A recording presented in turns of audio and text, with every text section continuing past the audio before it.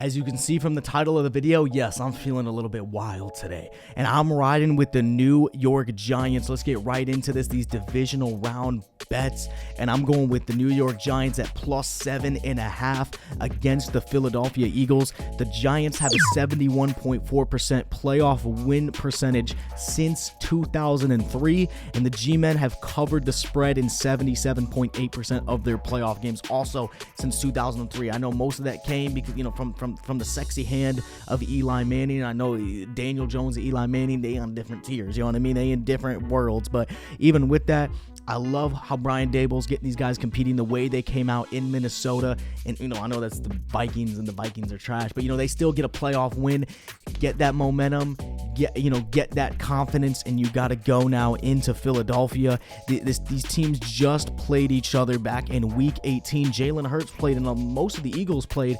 You had Daniel Jones and Saquon Barkley out, and they still would have covered the spread in that game. You had David Webb.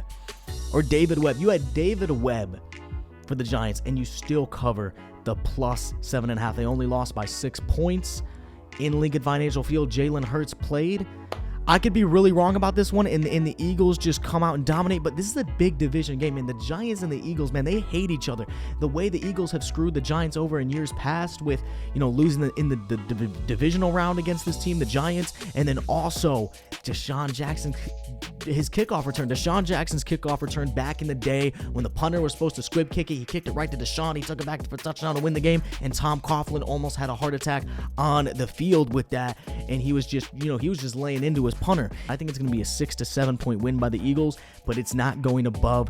It's not going to hit 8 points. Most definitely not. So give me the New York Giants +7.5 at -110 on DraftKings. Let's stick with that Eagles and Giants game, and I'm going with Saquon Barkley over 28.5 receiving yards. This is at -113 on FanDuel. The check down is going to be heavily used by the New York Giants in this game with the way the Eagles get to the quarterback.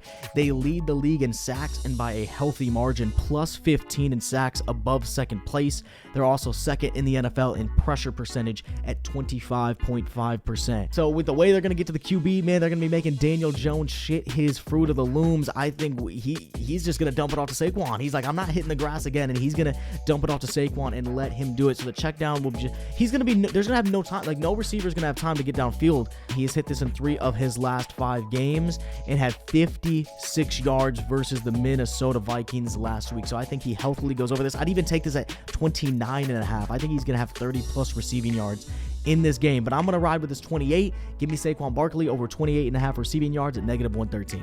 Let's head to the Kansas City Chiefs versus the Jacksonville Jaguars, and I'm going with Travis Etienne over 18.5 receiving yards. This is at -113 on FanDuel. The Jags are going to be playing from behind in this game. If they have the lead at any point in this game, the NFL is officially rigged. It's fixed, and they're on purpose. Roger Goodell out here trying to get my money personally, but I think we can all agree that the Jags are going to be playing from behind in this game. The Chiefs are giving up the 4th most receiving yards to running backs this season. He's hit this in 3 of his last 5 games, and the game script is perfect. It's literally the trifecta right here. This is literally everything. Is just the puzzle pieces are all coming together for this to hit. If you have any Jaguar receiving prop, any Trevor Lawrence prop, it's just perfect because of the game script. They're going to be playing from behind like they did last week against the Chargers, and they will be throwing a lot in this game. The only way to compete with Mahomes is to get on his level, and the pace is going to be back and forth, back and forth. Chiefs are probably going to be scoring. Jags probably won't. But even with that, Travis Etienne, I think he goes over this. He's going to get a healthy amount of receiving yards in this game. I got him with 27 yards in this matchup. So I will even, if you see this at over 19.5 on some books, take it. He is going to get probably 25+, I would say, receiving yards in this game. But give me Travis Etienne over 18.5 receiving yards at -113 on FanDuel. Let's go to Santa Clara, and I'm going with CD Lamb at an anytime touchdown. This is at +175 on BetMGM. If Dallas is going to win this game and get an upset against Brock Purdy and the 49ers, Lamb's going to have to show up for Dak Prescott. And he's going to have Trevarius Ward on him, shadowing him most of this game, and he allowed DK Metcalf to go for a touchdown, a 50-yard reception touchdown last week.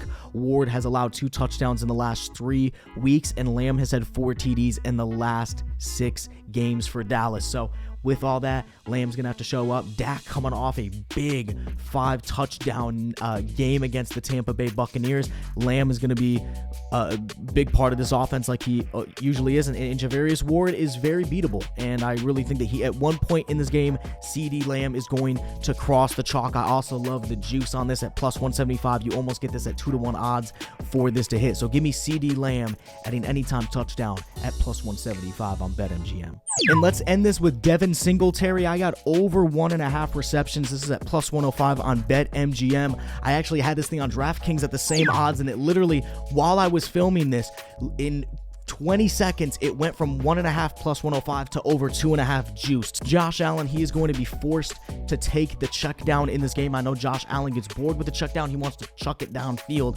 I understand that, but with the 2 interceptions that he threw against the Miami Dolphins last week, I think the Bengals are going to not lock up the whole game, but there's going to be times that Josh Allen, everyone's going to be covered, and he has no choice but to throw the check down, and he's not going to force anything downfield because of some of the bad decisions that he made last week, and I feel like Sean McDermott talked to him about that. Singletary did not have a reception last week, and he's only done this in 2 of the last 5 games, but I just feel like the week that happened, just the way Josh Allen played last week, he is going to be a little bit more cautious, a little bit more conservative in moments of this game, and he is going to hit Devin Singletary for the check down. I love that this is at plus juice. So give me Devin Singletary over 1.5 receptions at plus 105 on BetMGM.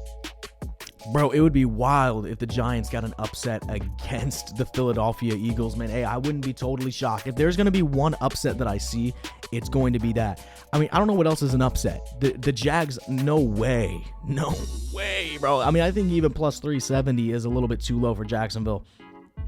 The Bengals over the Bills would be a little bit of an upset. I don't think that's happening. And if Dallas wins, not that shocking either. But, I think at the end of the day, though, it's going to be 49ers versus Philadelphia, Kansas City versus Buffalo. I think we can all agree on that. And it's going to be the Bills versus the 49ers in the Super Bowl. Brock Purdy, a rookie, Mr. Irrelevant in the Super Bowl, man. It needs to happen. This has been BookSmart, and I'll talk to you guys later.